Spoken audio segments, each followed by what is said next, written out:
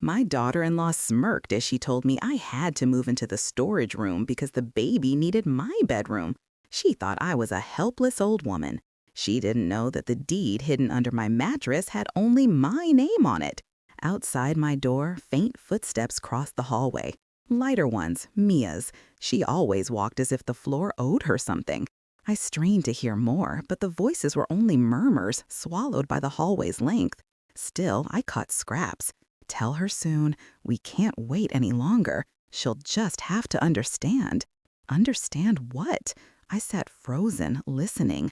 The last word slipped like a shard under my skin. The kettle clicked on in the kitchen.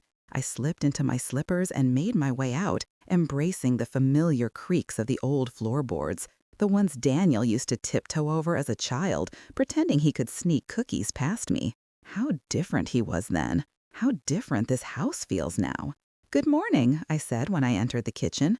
Mia didn't look up from her phone. "Morning." Her voice was as flat as week-old soda. Daniel, sitting at the table, offered a smile that didn't reach his eyes. "Morning, Mom." I took my seat quietly, feeling more like a guest than someone who once poured her life into raising the man across from me. There was a brittleness in the air, something unsaid crowding into the tiny kitchen. "Did you sleep well?" Daniel asked.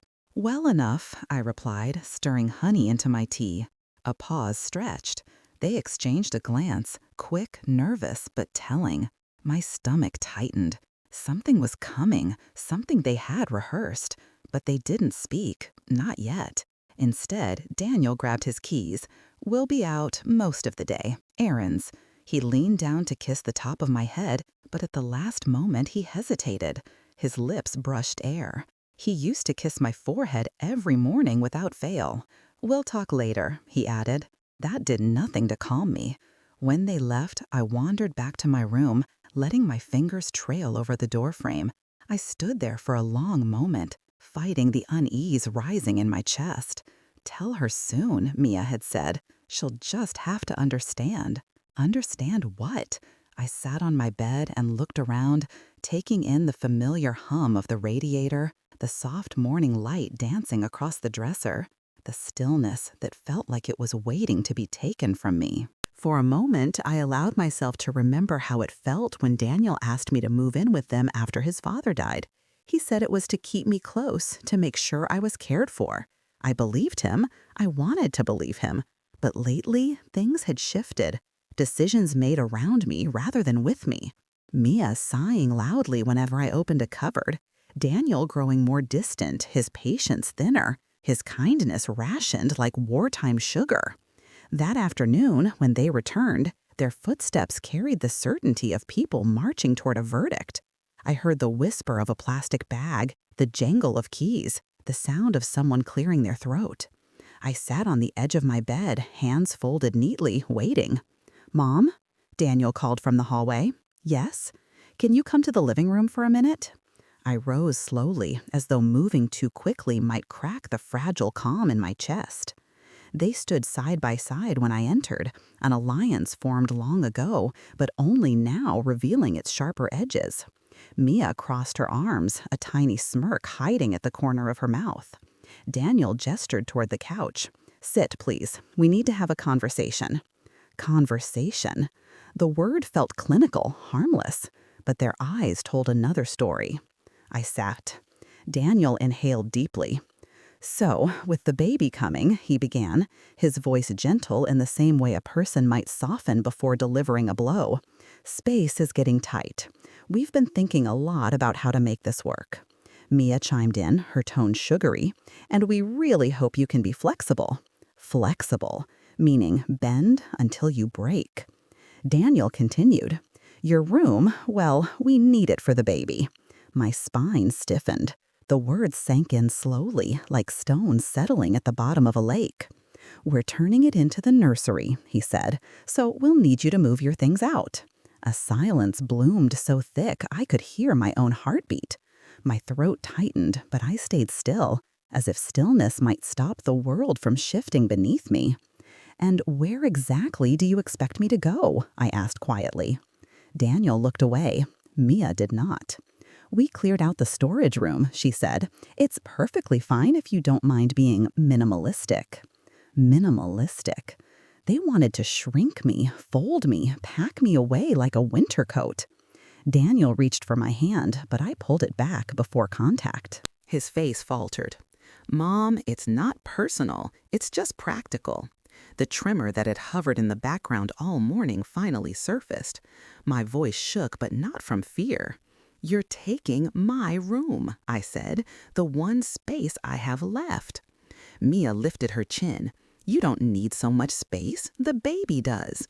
And there it was, the verdict they had rehearsed behind closed doors, the future they envisioned without me standing in the way. I swallowed hard, forcing down the rising sting of betrayal. I understand, I said softly, but they didn't see the flicker in my eyes. They didn't feel the slow, deliberate settling of something inside me, something they had awakened but would soon regret. Not yet. Soon. Just tell me when I need to move, I added. Tonight, Mia said, far too quickly. Daniel shot her a warning glance, but it was too late. The truth of their intentions hung in the air like smoke. I nodded once, slowly. Tonight, I repeated. My voice did not tremble, but Daniel's did, just slightly, when he whispered, "Thank you, Mom." He had no idea what those words would cost him. It's strange how a single sentence can rearrange the temperature of a home. After Daniel and Mia delivered their decision, the house felt colder, as if the walls themselves had stepped away from me. I returned to my room for now, and closed the door gently behind me.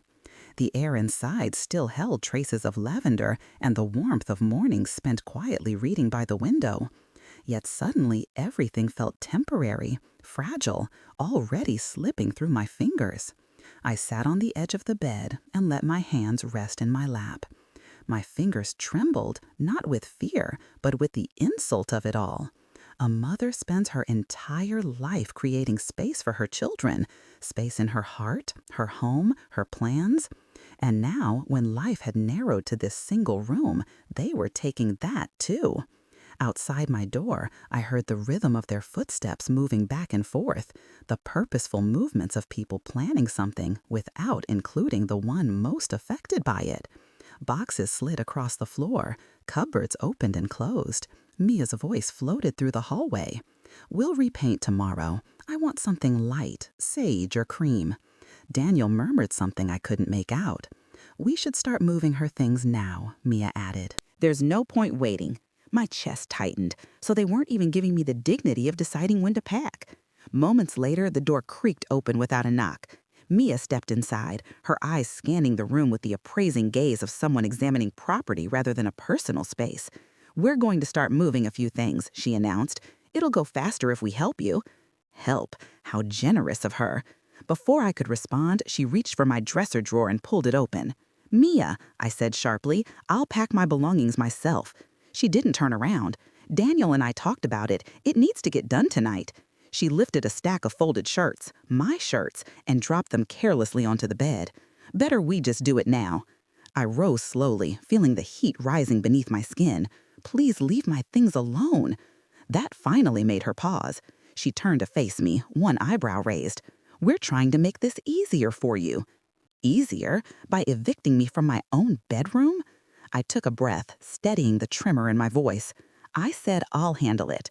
Her lips thinned as though my words personally inconvenienced her. "Fine," she muttered, tossing the shirts onto the bed anyway before walking out. The shirts, once neatly folded, lay in a messy heap, creased and wrinkled like a visual echo of everything slipping out of order. Daniel entered next. At least he knocked first. "Mom," he began gently, "we really do want to make this transition smooth." Transition? As though I were a project being managed. He approached the bed, picked up the stack of shirts, and attempted to refold them. But everything about his movements was rushed, awkward. "You don't have to do that," I said. We thought you'd understand. The baby needs space." "And I don't?"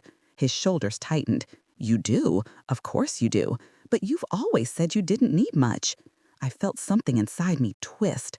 "I said that," I murmured, thinking I still had a place in my son's home.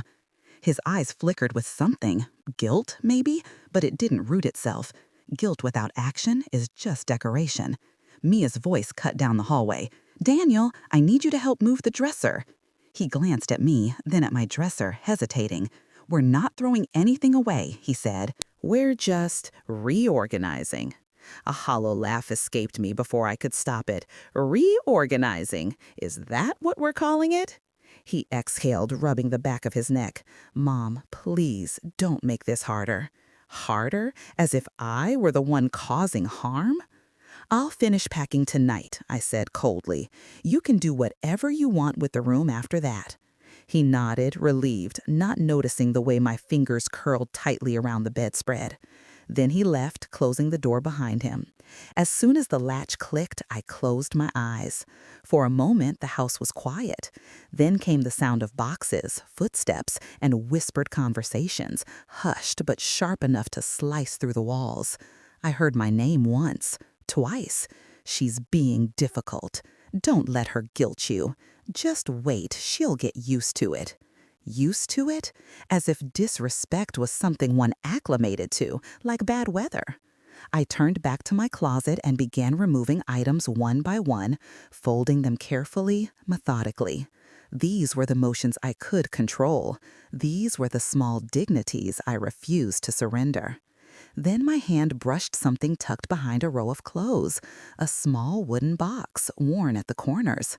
Inside it lay letters, photographs, keepsakes, a lifetime compressed into fragile fragments.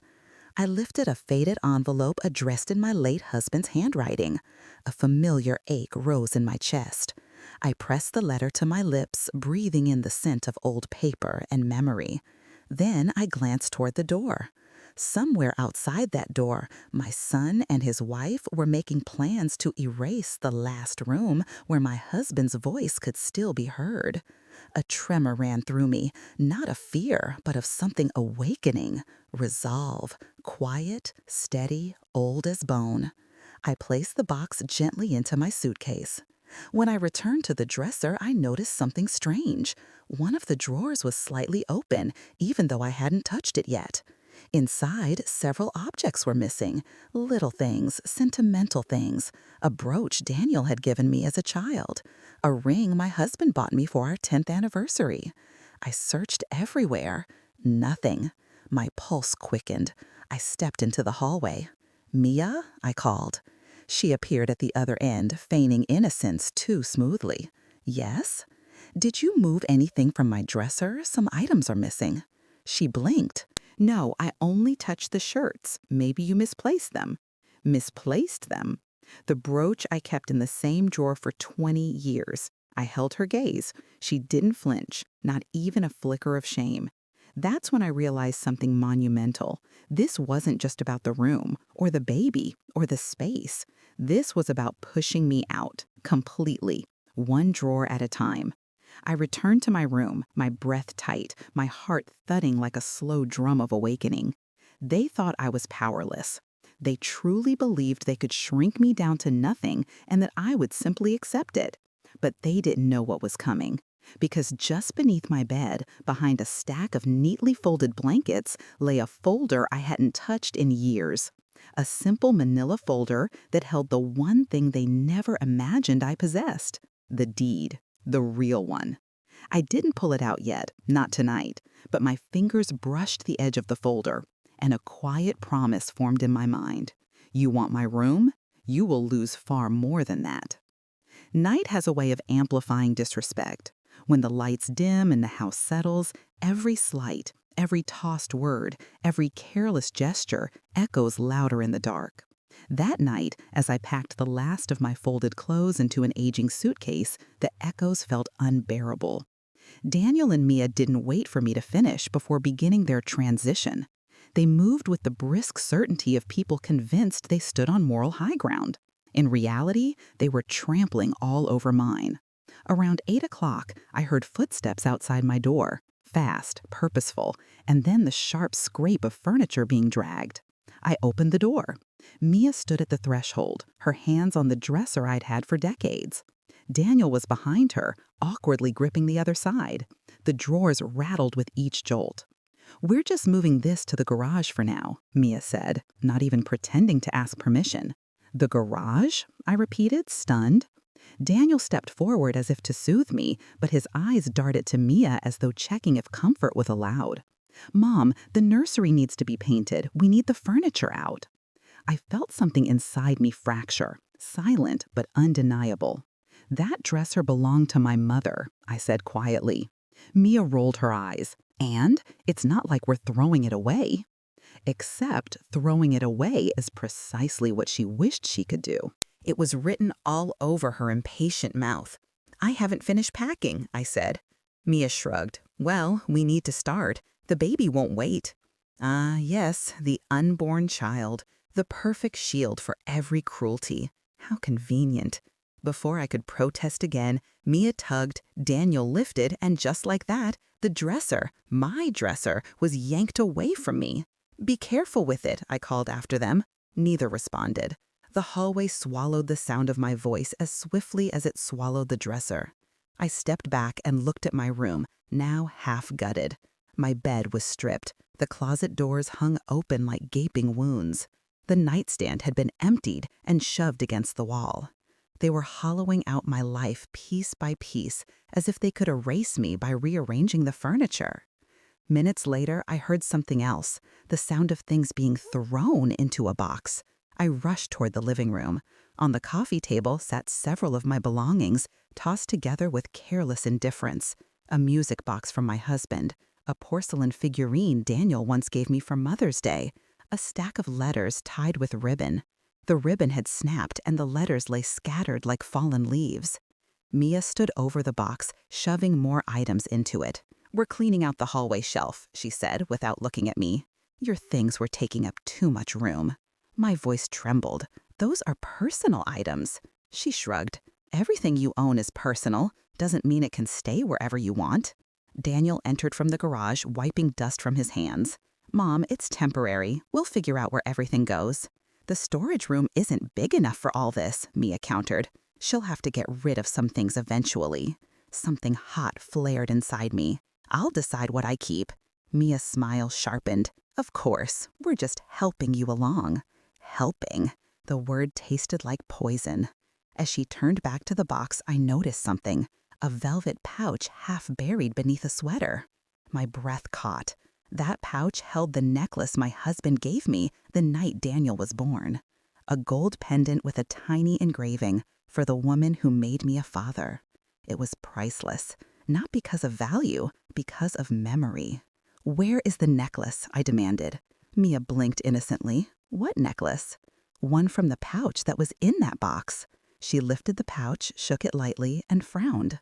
"It was empty when I found it." "No, it wasn't. I think you're confused." My pulse throbbed in my temples. "Mia, don't lie to me." Daniel stepped between us, hands up. "Mom, please, let's not get into this now." I turned to him, searching his face for something. Truth, loyalty, even just a shadow of the boy I raised. "Daniel, did Mia take my necklace?" He swallowed. His gaze dropped. He didn't defend me. He didn't question her. He just avoided the answer. That told me everything. A coldness washed through me, not the kind that freezes, but the kind that clears the air, brings everything into sharp focus. This wasn't accidental disrespect. This was a campaign, a systematic erasure. Piece by piece, inch by inch, a mother being stripped from her own life. Daniel tried to reach for my hand. I pulled away. "Don't touch me." His face crumbled, but he said nothing. I scooped the letters from the table, cradling them gently against my chest. Each one felt like a small heartbeat, proof that I had lived, loved, held a family together with my bare hands. Mia watched me with a barely concealed smirk. She believed she had won, that she was pushing me out, slowly, humanely, cleverly. But the thing about cleverness, it often disguises arrogance. And arrogant people never look down far enough to notice the ground cracking beneath them. I returned to my room, or what remained of it. The suitcase sat half-zipped, bulging with the last pieces of my identity. The carpet fibers were flattened where the dresser once stood. Even the air felt thinner. As I placed the letters carefully inside the suitcase, my fingers brushed the edge of the manila folder. The deed, still hidden behind the blankets. I paused, breathing through a wave of emotion. They thought I was helpless. They thought they could rearrange my life like furniture. They thought I'd have nowhere to go. But the truth was the opposite. They were the ones with nowhere to go. They just didn't know it yet. Later that night, after the house sank into uneasy silence, I went to the kitchen for a glass of water. On the way back to the storage room, now my room, I passed the freshly empty doorway that once led to my bedroom. The door stood wide open. The room stripped to its bones. The scent of fresh paint samples lingered in the air. But something else caught my eye. On the floor, near the baseboard, lay a small object. The necklace, the one from the velvet pouch, bent, dirty, abandoned, left behind by someone who never understood value. I picked it up gently, brushing away the dust. A quiet promise formed in my chest, calm, certain, slow burning. You took from me. Now you will learn what it means to lose. Tomorrow, I decided, the first step would begin, and it would begin with the deed. The necklace lay in my hand like a shard of the past, something once radiant, now dulled by other people's carelessness. I held it gently, feeling the weight of my husband's memory settle into my palm. The engraving on the back had faded over time, but I didn't need to read it. I knew every curve of every letter. I knew every moment tied to it. I closed my fingers around the pendant and let the emotion flood through me. Not weakness, not sorrow, but a deep, steady ache that anchored me more firmly in the truth.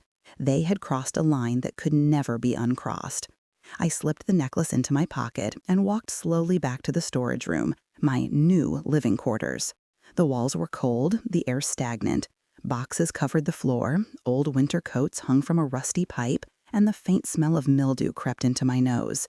This was not a room meant for living. It was a place people forgot existed until they needed to shove something out of sight. For the first time, it became painfully clear. This wasn't my home anymore. Not really. I had been reduced to a tenant. No, less than that. A tolerated inconvenience. My suitcase waited on the cot they had dragged into the corner. I opened it lightly and slipped the necklace inside. Then, carefully, I reached beneath the stack of folded blankets and pulled out the manila folder.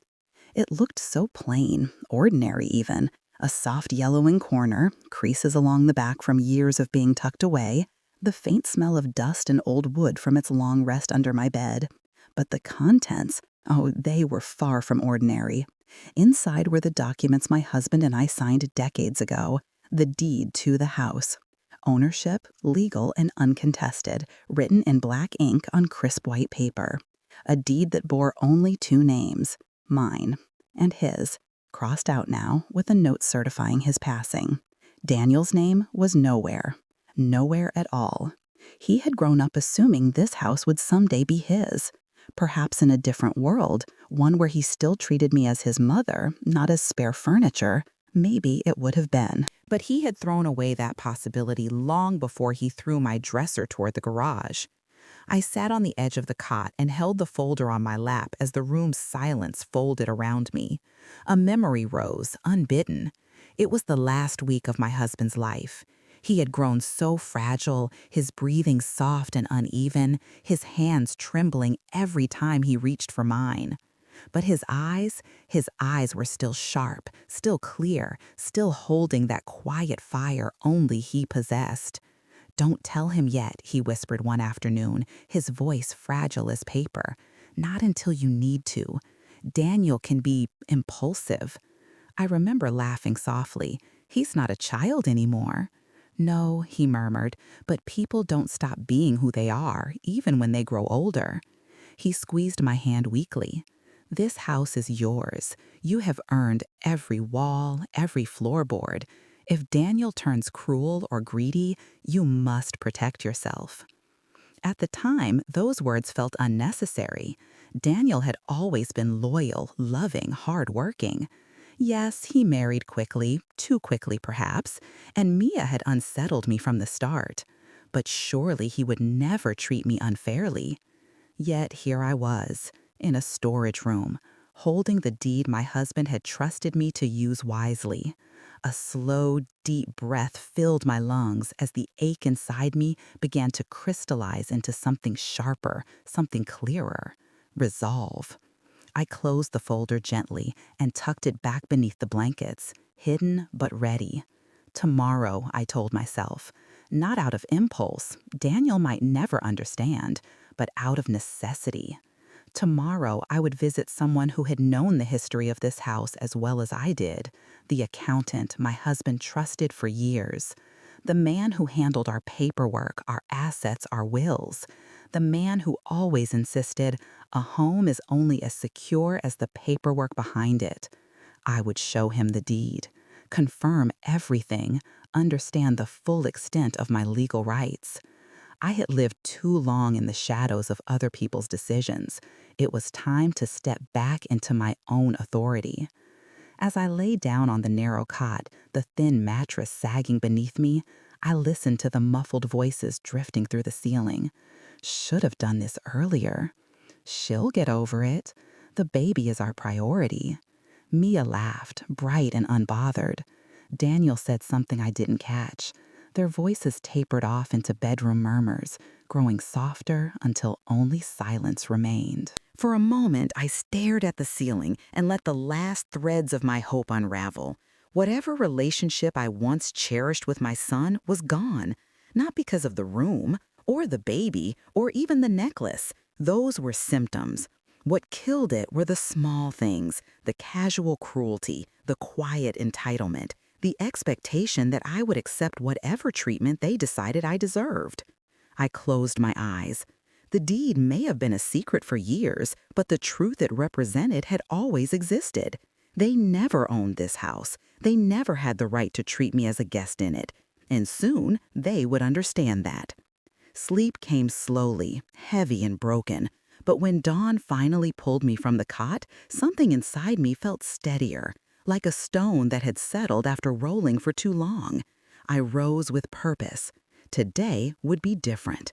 After breakfast, if Mia allowed me near the kitchen, I would take the deed to Mr. Feldman, our accountant, a man with a fondness for rules and a memory like a steel trap.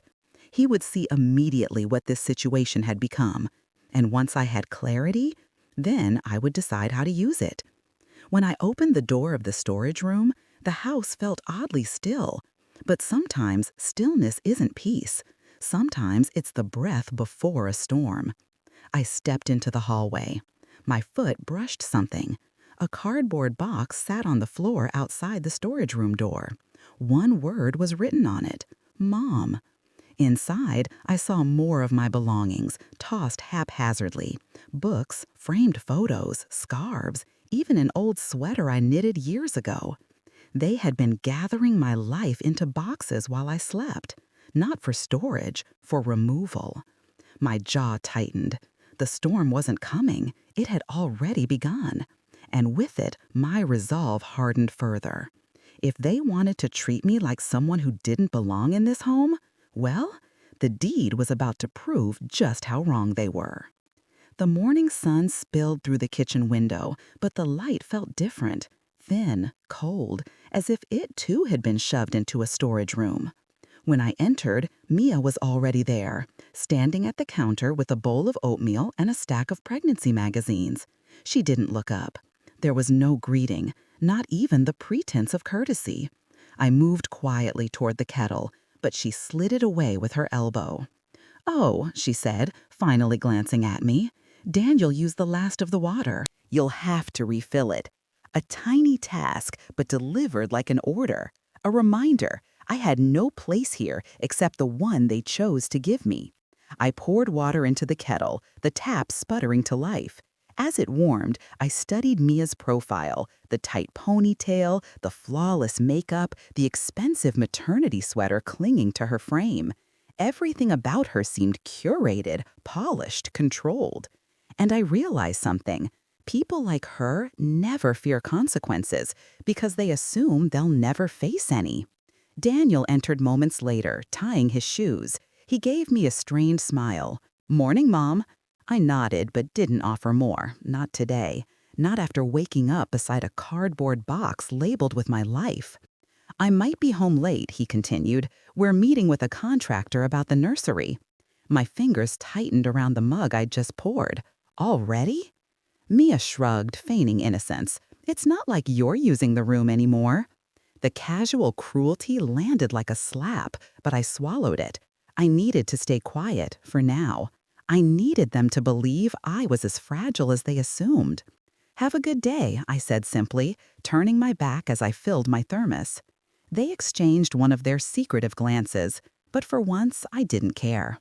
Within 20 minutes, I had my coat on, the manila folder tucked safely into my handbag, and I stepped out into the crisp morning air. The wind bit at my cheeks, but it felt cleaner than the air inside that house. The walk to Mr. Feldman's office was slow but steady, my heartbeat matching the rhythm of my footsteps. Each block brought a little more clarity, a little more resolve. By the time I reached the old brick building with the peeling Feldman and Associates sign, my hand no longer trembled when I reached for the door. A small bell chimed as I entered. The office smelled of paper, ink, and lemon polish, a scent I had known for decades. It felt like stepping back into stability. Mr. Feldman himself sat behind the counter, hunched over a stack of forms. His white hair glowed under the fluorescent light, and his wire-rimmed glasses perched delicately at the end of his nose. When he looked up and saw me, his face softened. "Aw, Mrs. Halberg, it's been a long time." "Too long," I replied, offering a thin smile. He gestured me toward his office. Come in, come in. What brings you today?" I closed the door behind us. For a moment, I hesitated. Speaking the truth made it more real, but hiding from reality had never helped anyone. "I need to discuss the deed for the house," I said quietly. His bushy eyebrows lifted. "The house? Is everything all right?" I opened my handbag and placed the folder on his desk. "I think you should look at this." He adjusted his glasses and carefully removed the deed, holding it as though it were a fragile artifact. His eyes scanned the document, his lips pressing into a thin line of understanding. "Yes," he murmured, "this is exactly as I remember it. The house was titled solely in your name after your husband passed." A strange relief washed through me, steadying me like a hand on my back. "So I am the legal owner," I said. "Unquestionably," he confirmed, tapping the signature line. "Your son has no legal claim unless you transfer ownership." "And you—" "No," I whispered. "I haven't." He studied me, concern creasing his forehead. "Has something happened, Mrs. Halberg?" I opened my mouth, then stopped. For a moment, I didn't know how to explain the depth of disrespect, the slow erosion of dignity, the suffocating feeling of being tolerated rather than loved. But Mr. Feldman had known our family for years. He knew my husband, he knew Daniel as a boy, and he knew me well enough to recognize sorrow wrapped in silence. "They want me out," I said softly. His face fell. "They're turning my bedroom into a nursery. They moved my belongings without asking. They threw away things of sentimental value. I found boxes outside my door. They expect me to stay in the storage room." Mr. Feldman leaned back, his expression darkening. "That is unacceptable." "Yes," I said, my voice trembling only slightly. "It is." He folded his hands on the desk. "You have options, strong ones. You can evict them if necessary." The word hung between us like a cold bell tone. Evict. The idea unsettled me and steadied me all at once. "I hoped it would never come to this," I admitted. "I took them in when they needed help. I invested my savings into this house, into their lives." He nodded gently. "And they are repaying you with cruelty." I lowered my eyes. "It seems so." He pulled out a notepad. "Let me outline what you can do. First, document everything, every insult, every action. Second, decide whether you want them to stay under new conditions or whether you want them gone." I pressed my fingertips to my temple, feeling the pulse there. "I don't want to destroy my relationship with my son." "You aren't," he said firmly. "They are. You're simply responding." His words landed with quiet force, truth disguised as comfort. I exhaled slowly. "And if I decide I want them to leave?" "Then," he said, "we will prepare a formal notice. Legally, you are the homeowner. They are occupants without rights of ownership. You hold all the authority here." All the authority. I had been shrinking myself, folding my needs, silencing my voice, in a house that legally belonged to me. Mr. Feldman placed the deed back into the folder and pushed it toward me. "Use this wisely," he said, "but don't be afraid to use it." I slipped the folder into my handbag and rose slowly from the chair. My legs felt steadier than they had in days. "Thank you," I said softly. He smiled. "Your husband trusted you to protect yourself. Don't betray that trust by diminishing your worth." Outside, the wind carried a sharper bite as I walked home. But for the first time in a long time, I did not hunch against it. I walked tall. When I reached the front door, the first thing I noticed was a plastic garbage bag sitting beside the porch. Inside, I recognized pieces of my life, more of my belongings, thrown out, discarded, not even boxed this time. A soft tremor passed through me, not of fear, but of awakening. A line had been crossed, not inadvertently, not accidentally, but deliberately. I stepped inside the house, my grip tight around the handbag that held the deed. Daniel and Mia were in the living room, laughing lightly over something on her phone. They didn't notice me at first. I watched them for a moment. How small they suddenly seemed, how unaware. Then Daniel looked up and froze mid-laugh when he saw my expression. "Mom," he said cautiously, "everything okay?" I set my handbag gently on the table. "Yes," I said, but my voice held steel they had never heard before. "Everything is about to be very okay." Their eyes flickered with confusion. They thought they were remodeling a room. They had no idea they were about to remodel their entire future. And I was done being quiet. There is a moment, an exact, precise moment, when a person realizes that something inside them has shifted forever. Standing in the doorway, my handbag resting on the table like a silent declaration, I felt it, a click, almost audible, a hinge settling into a new position. Daniel's smile faltered. Mia's fingers froze around her phone. The living room, so often filled with their bustle and chatter, seemed suddenly small, too small to hold the tension that pooled in it now. "Did something happen?" Daniel asked, his voice uncertain. I didn't answer immediately. Instead, I walked past them with calm deliberation, my shoes clicking softly against the hardwood floor. I went to the porch, opened the garbage bag they had left there, and lifted it into the house with both hands. When I dumped it onto the living room floor, its contents spilled out like a confession. Scarves, old greeting cards, framed photos whose glass now cracked, a cookbook my husband had given me on our first Christmas together. Mia's face twisted. "Mom, why would you do that? We were cleaning out the hall closet. You're overreacting." Overreacting. Always that word, the shield of the dismissive, wielded by those who never stop to ask whether they've gone too far. I crouched slowly, picking up the picture frame of my wedding day. The glass shard nicked my thumb. A thin line of red appeared. "I see," I murmured, not to them, but to myself. I understood now. This wasn't clumsiness. It wasn't thoughtlessness. It was intent. Behind me, Mia scoffed. "We can't keep every old thing forever. The baby needs space." Again, the baby, the unborn justification. Daniel stepped forward. "Mom, we didn't mean to upset you." "Oh, but you did," I said quietly, rising to my feet. "Deeply." He blinked.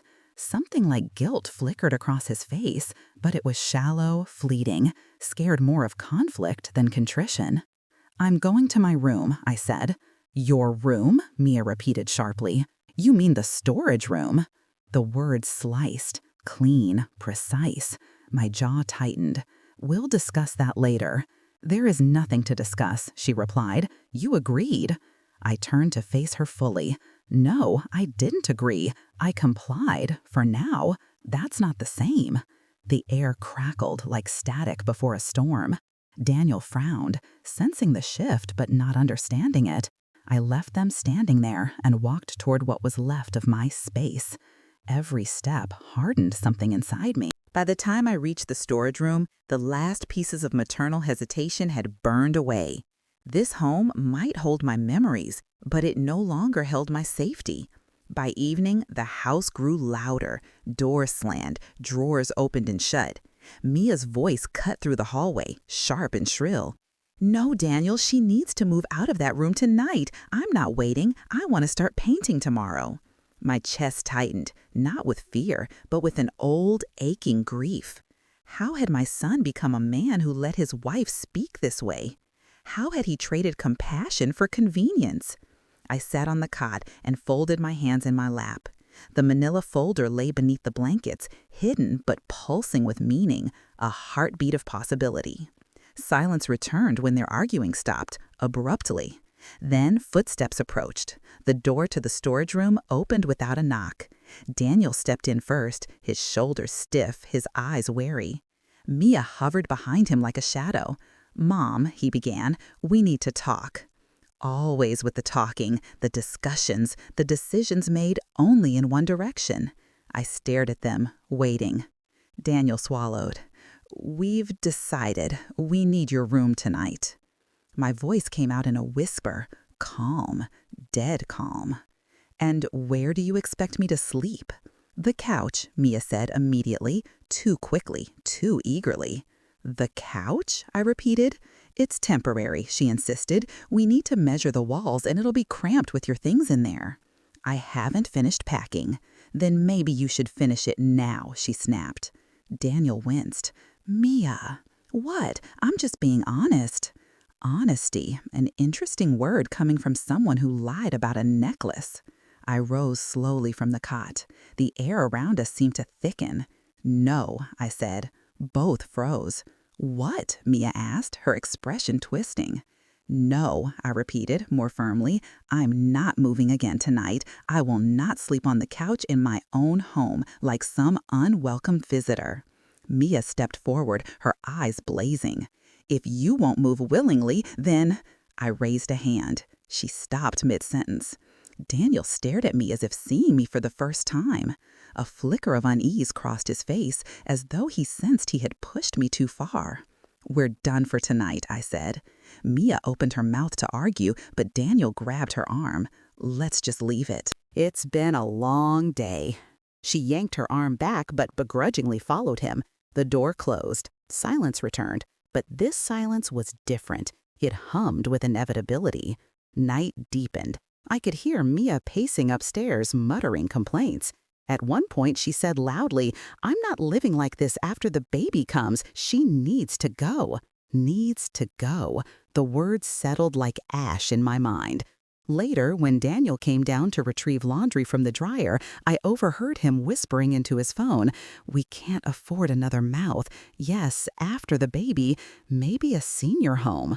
A coldness seeped through my veins, not icy, but clarifying, like stepping into a lake and feeling the water strip away all numbness. They were planning my removal. Not someday, soon. That was the breaking point. I sat at the small table inside the storage room, lit only by the soft glow of a lamp. My hands moved on their own, pulling the deed from beneath the blankets.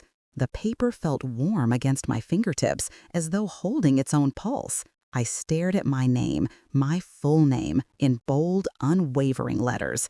This house was mine, legally, completely, unquestionably, and I had allowed myself to be humiliated within its walls. No more. Tomorrow morning I would call Mr. Feldman and tell him my decision. Tomorrow, the first steps of reclaiming my dignity would begin. But there was something I needed tonight.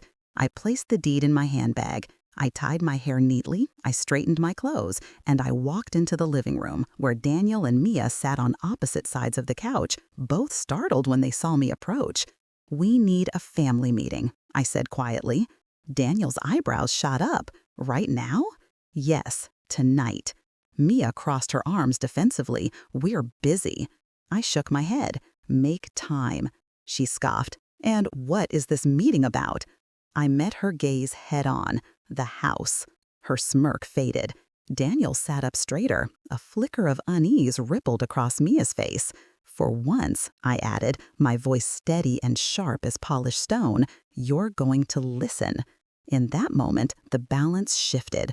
They didn't understand how, they didn't understand why, but they felt it. The storm seemed to inhale as the words left my mouth. We need a family meeting. Even the walls felt alert, as though they had waited far too long for me to finally speak with authority instead of apology. Daniel's face tightened. Mia crossed her arms, shifting her weight like she was preparing for a fight she assumed she'd win. A meeting about what? She repeated, her tone sharp. The house, I said again, letting the words settle between us like the first rumble of thunder. Daniel cleared his throat. Mom, if this is about the room, it's about everything, I interrupted. Those 3 words froze him. He had always been uncomfortable when I spoke with finality. He preferred me gentle, quiet, agreeable, an easy shadow in the home he believed was his. Not tonight. Daniel, I said, sit down. He did. Mia didn't move. I turned my gaze to her. You too. She hesitated, chin lifting in defiance, but something in my expression must have told her I would not ask a third time. She sank into the couch, arms folded tightly, her knee bouncing with irritation. I sat in the armchair opposite them, placing my handbag on my lap like a seal, unbroken, waiting to be opened. There was a long silence. Daniel sighed heavily, running a hand through his hair. Mom, I don't want this to turn into a big emotional thing. We just need your room. Once the baby comes, everything will be different and... Different how? I asked. He blanked. Well, we'll need space. You have a guest room? I replied calmly. Mia scoffed. That's my office. You work from the dining table, I reminded her gently. Her glare sharpened. That's not the point. No, I said, it isn't. Daniel looked between us, helpless. Mom, this is our home. We're building a family. You said you wanted to help us. I did, I replied, but helping you does not erase myself. A tremble flickered across Daniel's face. Confusion, guilt, something unformed and unsteady. But Mia leaned forward, eyes blazing. You agreed to move. I complied, I repeated. There's a difference. Her lips tightened. We can't fight about this. The baby needs the nursery. You can manage in the storage room. You don't need much. The condescension in her voice sliced clean through the room. Daniel cleared his throat again. Mom, please, don't make this into a bigger deal than it is. It's not like we're kicking you out. I let that hang in the air, heavy and bitter. Yet in their late-night whispers, in the cardboard box labeled Mom, in the garbage bag on the porch, in Mia's muttered complaints, the message had been unmistakable. They were already pushing me out. The door just hadn't been shut, yet. I studied my son's face, the boy I raised, the man he became, the stranger he was turning into. I took a slow breath, feeling the power shifting inside me like a tide. Daniel, I said softly but firmly, do you believe I belong in this house? He hesitated. Just that. A pause. A moment too long. And that moment cracked something final in my chest. Mia filled the silence. You belong here as long as you're not making things difficult. Daniel flinched. I exhaled slowly. I see. Another silence opened, but this one was colder. Then Daniel spoke, choosing the worst words imaginable. Mom, maybe we all just need some space. Space? The very thing they were denying me. The irony was almost poetic. I reached into my handbag. My fingers brushed the manila folder. But I didn't pull it out. Not yet. Not tonight. Tonight was for positioning, not checkmate. I've heard what you both want, I said calmly. Now you're going to hear what I want. Mia rolled her eyes. Here we go. I want, I continued, ignoring her, some respect. Daniel's lips parted. Mom, we respect you. No, I said. You don't. The truth silenced them. You move my belongings without asking. You throw away things that matter to me. You put me in a storage room like an unwanted suitcase. You decide for me rather than with me. Daniel's eyes dropped. Mia's face reddened, but she didn't speak. I have lived here to support you, I said, not to be pushed out of the way. A tear burned behind my eyelid, but I didn't let it fall. Tears soften a woman. Tonight, I needed to stay carved in stone. And since you believe this house is yours to rearrange, I continued, there will be a discussion about what comes next. Mia's chin shot up. What comes next is we finish the nursery. That's final. I leaned back in the armchair, studying her carefully. Is that so? I asked. Yes, she said sharply. This is our home, and we're in charge.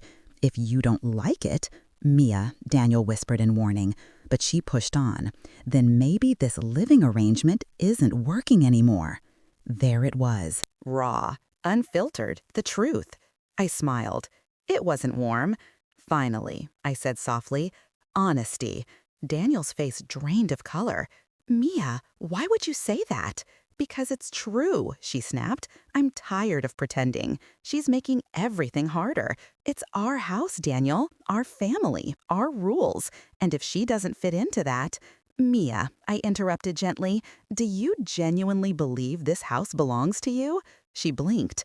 Of course it does, she said. We live here. We pay the bills. We're building a life. Don't make this more dramatic than it is. I folded my hands in my lap, the faintest whisper of a smile tugging at the edge of my lips. Then, I said, we will finish this conversation tomorrow evening. Mia frowned. Why not now? Because, I replied, rising slowly from the chair and picking up my handbag. Tomorrow, we will have all the information we need to proceed. Information? Daniel echoed. I nodded once, calm, composed, unshakable. Tomorrow, I said again, 7 o'clock, here, do not make plans. And then, without waiting for their reply, I walked out of the room. Behind me, I heard a hushed argument begin, Mia demanding why I was being so difficult, Daniel insisting she had been too harsh. Their voices bled together, angry and uncertain, but for once I didn't shrink at the sound.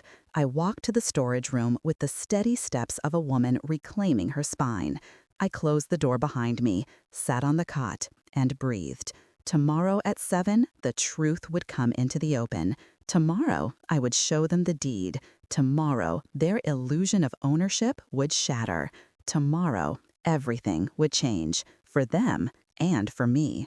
Tonight, however, I slept not as a victim, but as a storm gathering strength. The next day moved with an eerie slowness, as if time itself sensed the tremor of what was coming. Every moment felt stretched, elastic, waiting to snap.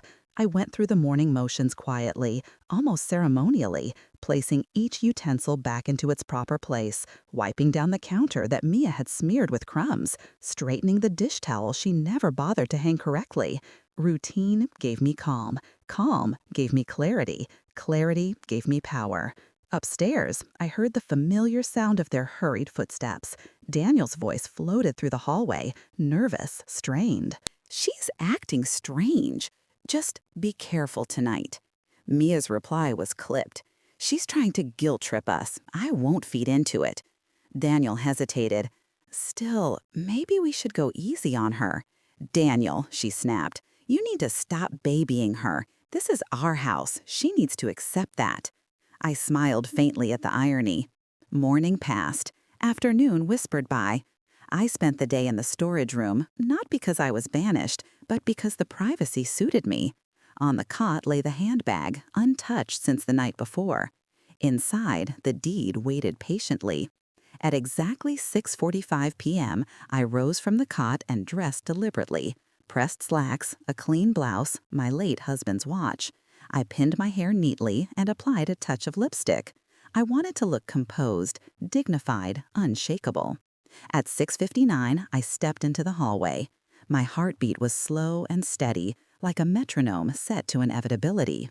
At 7 o'clock sharp, I walked into the living room. Daniel sat on the couch, hands clasped, shifting nervously. Mia stood near the wall, arms folded tightly, foot tapping in irritation. "You're right on time," Mia said, forcing a smile that did not reach her eyes. "Of course," I replied. "This is important." I placed my handbag on the coffee table and sat down in the armchair across from them. Daniel cleared his throat. Mom, before we get into anything, I want to say, we didn't mean to make you feel unwelcome. Mia shot him a glare. Speak for yourself. He flinched. I folded my hands calmly. Let's begin. But Mia couldn't wait. She stepped forward, her words sharp, rehearsed. Look, since you're clearly upset about moving rooms, let's just address this. You need to understand that once the baby comes, everything changes. You will have to make sacrifices. Sacrifices, I repeated softly. More than the ones I've already made? She huffed. You're being dramatic. Daniel tried to intervene. Mia just... No, she cut him off. I'm done pretending. Your room is the best space for the baby. You don't need it. And honestly, having you in the storage room is already generous. Most people your age don't get to live with their kids at all. Daniel closed his eyes, mortified. I watched them both with a strange, detached calm. The moment felt almost surreal, like watching a play unfold while already knowing the ending. Is that all? I asked gently. No, Mia snapped. We also need you to contribute more financially. The bills are going up. And once the baby is here, I won't be working. So, yes, we need more from you. I tilted my head slightly. How much more? Half, she said, crossing her arms. Half of everything. Daniel gasped. Mia! What? She said sharply. It's fair. Daniel covered his face with his hands. It's not. Mom can't. She can and she will, Mia insisted. It's time she stopped taking advantage of us. I blinked once, slowly. Taking advantage of them? In what way, I asked softly, have I taken advantage of you? She scoffed, living here rent-free. Daniel whispered, Mia, please stop. No, Daniel, I said calmly, let her continue. Mia stepped forward, emboldened by her own audacity. You should be grateful we took you in. Without us, where would you even go? And now you're making everything difficult because of a bedroom? A bedroom, of all things. She folded her arms triumphantly, as though delivering the winning blow. I nodded slowly. Thank you, Mia, truly. She frowned. For what? For your honesty. Daniel looked bewildered. Mom? I reached into my handbag. Mia stiffened as though expecting a weapon. In a way, she wasn't wrong. I pulled out the manila folder and placed it gently on the table. My fingers brushed the edge of it with something between reverence and resolve. What is that? Daniel asked, his voice small. The information, I said, that we needed for this discussion. Mia rolled her eyes. Is that your will or something? No, I replied quietly. It's something far more immediate. I opened the folder and slid the deed across the coffee table toward them. Daniel leaned forward, his brow creased as he squinted at the document. Minutes passed like years. His expression shifted. First confusion, then realization, then something far deeper, a hollowing. His face drained of color. And finally, it settled into full, devastating understanding. Mom, he whispered, your name, only your name is on this. Mia snatched the paper. What? That can't be right. This house is ours. We've put years into it. We've paid for renovations. Her voice cracked as she read the lines. The legal owner, Margaret Halberg. Asterisk. Her eyes darted back and forth across the page, desperate for a loophole that did not exist. This must be wrong, she insisted, but her voice trembled now. There has to be more paperwork, something missing. This doesn't make sense. Daniel swallowed hard. No, Mia, it makes perfect sense. She rounded on him. What do you mean? His shoulders sagged. Dad always said the house was in Mom's name. I just thought, I don't know, that someday he would change it. He didn't, I said, and neither did I. Mia's mouth opened and closed like a fish gasping for air. So what does this mean? I met her gaze with unwavering calm. It means, I said, you don't get to decide where I sleep. Silence struck like lightning. Daniel looked at me, really looked at me, for the first time in years. His voice cracked when he spoke. "Mom, why didn't you tell me?" A tear finally slipped down my cheek, not of weakness, but of something ancient and long contained breaking free. "Because," I said softly, "I never wanted it to come to this. I hoped you would treat me with kindness. I hoped you would remember who raised you." He bowed his head. Mia, however, was not finished. "You can't just throw this at us," she hissed. "We're having a baby. You can't expect us to move out. That's insane. You're being selfish." Selfish? After the storage room? After the thrown away belongings? After the whispered plans to send me to a nursing home? I rose slowly to my feet. "No," I said, my voice low, steady, and final. "What would be selfish is allowing this treatment to continue." Daniel looked up, eyes glistening. Mom, what happens now?" I stood tall, my husband's watch gleaming on my wrist like a silent promise. "What happens now," I said, "is that we discuss your departure timeline." Mia gasped aloud. Daniel's breath hitched. "But," I added softly, "I will give you both until tomorrow to compose yourselves. We will finish this conversation then." I picked up the deed, placed it back into the folder, and snapped the handbag closed. No one moved. No one spoke. I turned toward the hallway, leaving them frozen in the living room like statues carved from disbelief. As I reached the doorframe, I paused, allowing myself one final look at them. Daniel, ashen, broken. Mia, stricken, breathless with panic. The storm had finally broken over them. "Good night," I said gently. Then I walked down the hall with the steady steps of someone reclaiming every inch of a home that had always, unquestionably, been hers. The house was silent the next morning, unnaturally so. Not the peaceful silence of early dawn, but a heavy, suffocating quiet, like the air had thickened overnight and now hung between the walls. Even the floorboards seemed reluctant to creak beneath my feet. I stepped into the kitchen. The lights were off. The dishes from last night's dinner, half-eaten, abandoned in haste, still sat in the sink. That alone told me everything. Daniel and Mia had barely slept, or eaten, or breathed without remembering the deed I had laid before them like a mirror they could no longer avoid. I filled the kettle, placed it on the stove, and listened to the low growl of water heating. Steam curled upward, thin and ghostly. I wrapped my hands around my mug and waited for the day to reveal itself. It didn't take long. Around 9, footsteps descended the stairs, slow, dragging, weighted. Daniel appeared first. His hair was uncombed, his eyes ringed with the purple shadows of a man who had aged years in a single night. "Mom," he whispered. I nodded politely. "Good morning, Daniel." He sank into the chair across from me, staring at his hands. "Can we talk?" "We will," I said, "in a moment." He waited as I poured my tea, the ritual giving me calm, reclaiming time that had too often been stolen by other people's urgency. When I finally met his gaze, his eyes were glassy, like a boy caught doing something terrible and only now understanding the consequences.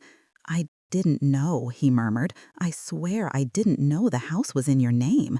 "I believe you," I replied. His throat bobbed. "Then why didn't you tell me?" "Because," I said softly, "I trusted you.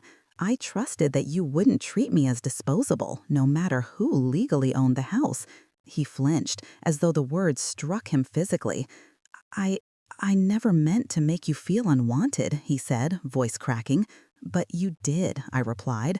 A tear slipped down his cheek. Daniel quickly wiped it away, ashamed of the emotion that betrayed his age and revealed his heart. Before he could respond, the kitchen doorway filled with another presence. Mia entered, and the atmosphere changed as though a cold wind had blown through the room. Her jaw was clenched, her shoulders stiff, her eyes burning with a mix of panic and resentment.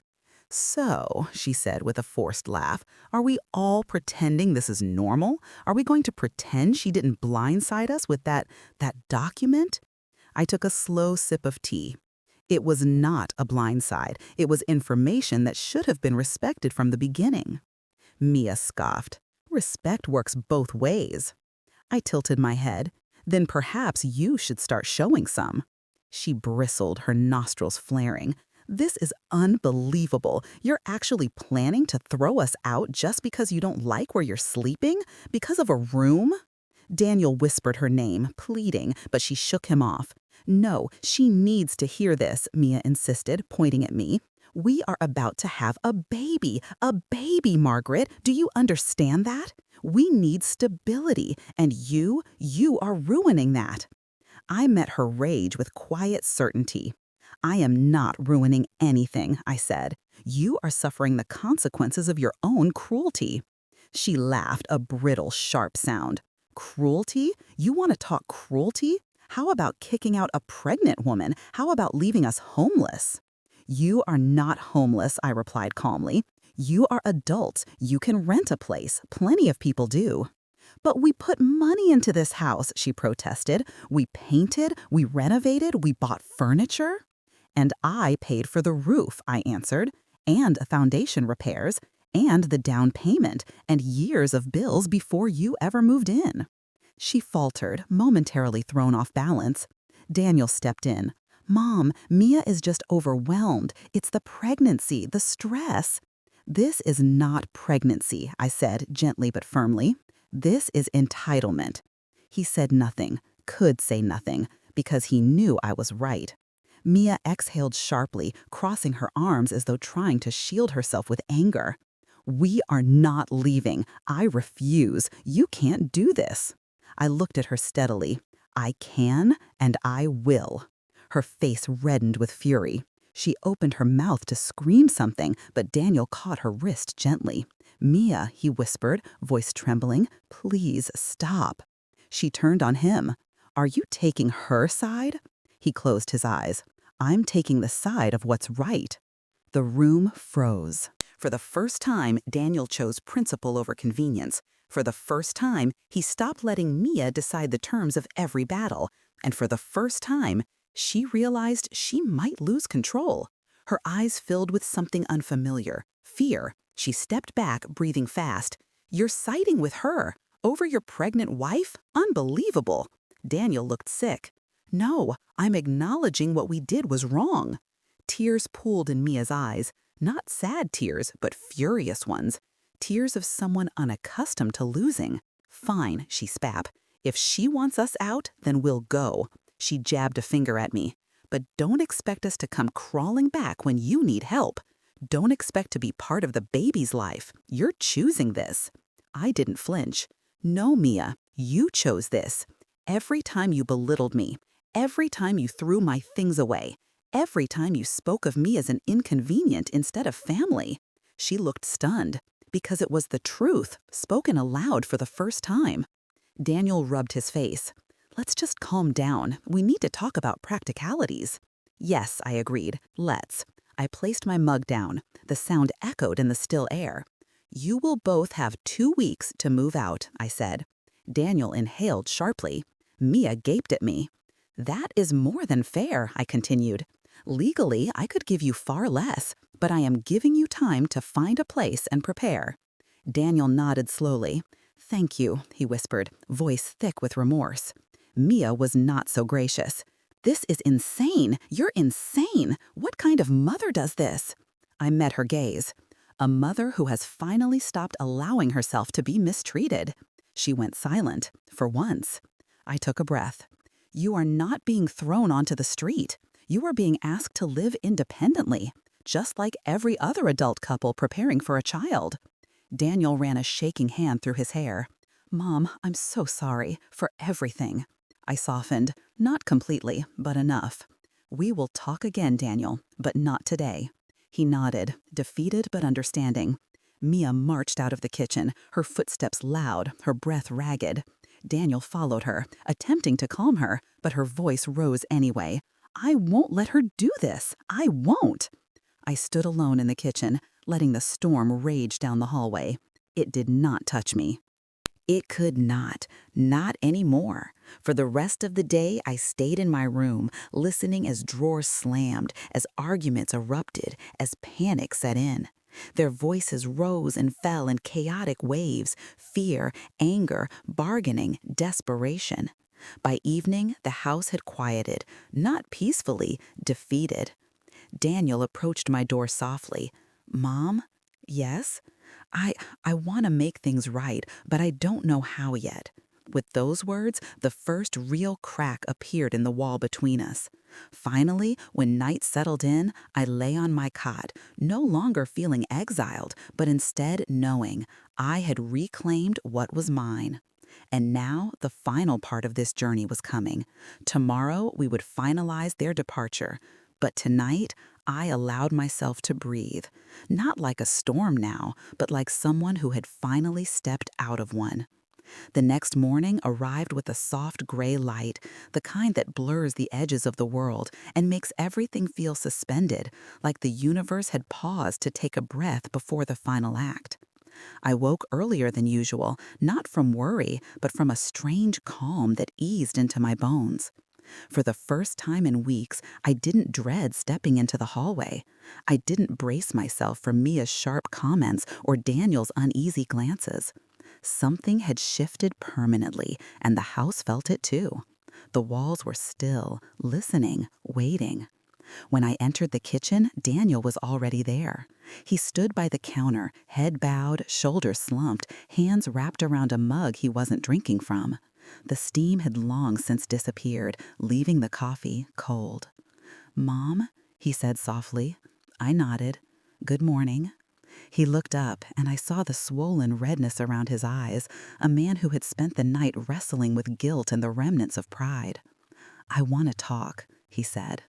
I sat across from him, the chair legs scraping quietly against the tile. "I'm listening." He took a long breath. I didn't know how bad things had gotten. I didn't see what Mia was doing, or what I was allowing. I thought I was protecting my family, but I was letting her push you out. I said nothing. Sometimes silence reveals more truth than words. "It's my fault," he continued. "I should have defended you. I should have seen you were being mistreated. You didn't deserve any of this." His voice broke then, and he put his head in his hands. It wasn't the dramatic collapse of someone seeking pity, but the quiet fold of a man finally accepting the consequences of his own cowardice. I placed a hand gently on the table, not reaching for him, just resting there, present. "Daniel," I said softly, "I raised you to be kind, to be strong, to protect the people you love. Somewhere along the way, you forgot who you were, but that doesn't mean you can't remember again." He looked up slowly, eyes full of regret. "Mom, can we fix this?" The question hung between us like a trembling thread. "Yes," I said, "but not by pretending nothing happened, not by sweeping your wife's behavior under the rug, and not by allowing old patterns to return." He nodded, tears slipping silently down his cheeks. Before I could say more, heavy footsteps echoed in the hallway. Mia entered the kitchen with a swollen face, her mascara smudged, her hair in a tangled mess. She looked nothing like the poised woman who had dictated every detail of the home days earlier. "Are you happy now?" she rasped. "You broke him." Daniel stiffened. "Mia, please." "No," she snapped. "I'm done pretending you didn't manipulate this entire situation." She turned on me.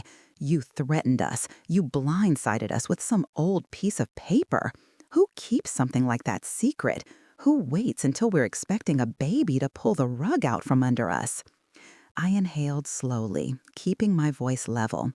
"I didn't pull the rug out from under you. You tore it out from under yourselves." Mia scoffed, laughing bitterly. "Oh, please, this is revenge, punishing us because you can't stand not being in control." Control. The word rolled off her tongue with poisonous ease. "I never wanted control," I said, "just respect." Mia crossed her arms. "Respect? You think you deserve respect after this? You're throwing out your pregnant daughter-in-law." "Enough," Daniel said suddenly. His voice cracked like a whip through the room. Mia stared at him, stunned. "Enough," he repeated, rising slowly from his chair. "Mom isn't the villain here. We are, and we need to own that." Mia blinked rapidly. "Daniel?" He swallowed hard. We treated her terribly. We acted entitled. We took advantage of her kindness. And I let it happen. He turned toward me. I'm so, so sorry. I felt a warmth in my chest, small, cautious, but real. An ember rekindled. Mia, however, wasn't finished. So what? We're just supposed to pack up and leave? Just like that? Yes, I said gently. Her face twisted. And where are we supposed to go? Daniel answered before I could. We'll figure it out. Mia's jaw dropped. You're siding with her over your wife? I'm siding with what's right, he said quietly. Something inside her seemed to fracture then, not a clean break, but a slow splintering. She sank into a chair, eyes distant. I thought this was our house, she whispered. It never was, I replied softly. But you could have made it feel like home. Those words seemed to crush her more than the deed itself. The rest of the morning was subdued, no shouting, no accusations, just a quiet unraveling of the life they had built on a false foundation. By afternoon, suitcases appeared, boxes were taped, drawers emptied. I did not supervise, I did not gloat. I stayed in my room, packing my own memories back into their rightful places, not in boxes, but in my heart. The house felt lighter with every item they removed, the air clearer, the walls less tense. Around 4, Daniel knocked gently on my door. Mom, he said, peeking in, we're heading out. I approached him, and for a moment we simply stood, two people wounded by the same storm, but finally able to see each other clearly again. He opened his arms, and I stepped into them. I felt the tremble in his body, the regret, the grief. I'll make this right, he whispered into my hair. I promise. You already started, I said softly. Mia stood behind him in the hallway, holding a suitcase. Her eyes were red. When I looked at her, she didn't glare, she didn't scowl. She looked tired, beat down, and maybe, just maybe, understanding of the consequences she had refused to see. Goodbye, she murmured. Goodbye, Mia, I replied. I hope you take this as a chance to grow. Her lip trembled, but she said nothing. They walked out the front door, and when it closed behind them, the silence that followed was not heavy or suffocating. It was peaceful. I stood in the foyer for a long time, breathing in the stillness that once again belonged to me. The house felt larger now, filled with echoing possibility instead of cramped resentment. I walked through each room slowly, my room still intact, still mine. The kitchen finally quiet, the living room no longer a battleground. When I reached the nursery that wasn't, I placed my hand gently on the doorknob and exhaled. It would never be their nursery, and I would never sleep in a storage room again.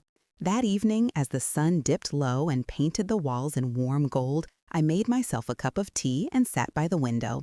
The same window where I had once watched them laughing on the porch, imagining a shared future.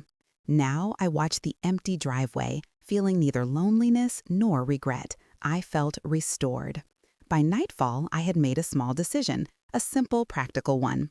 I would renovate the extra rooms and rent them out to local college students. A few had already posted notices at the nearby cafe seeking rooms. Quiet, respectful, grateful for a roof over their heads. Exactly the kind of people who would treat my home and me with dignity. As the first star blinked awake in the indigo sky, I whispered something into the quiet house. I was quiet, but I was never powerless. The house seemed to breathe with me, my sanctuary, my fortress, my home, and for the first time in a long while, I felt entirely, beautifully, unquestionably safe.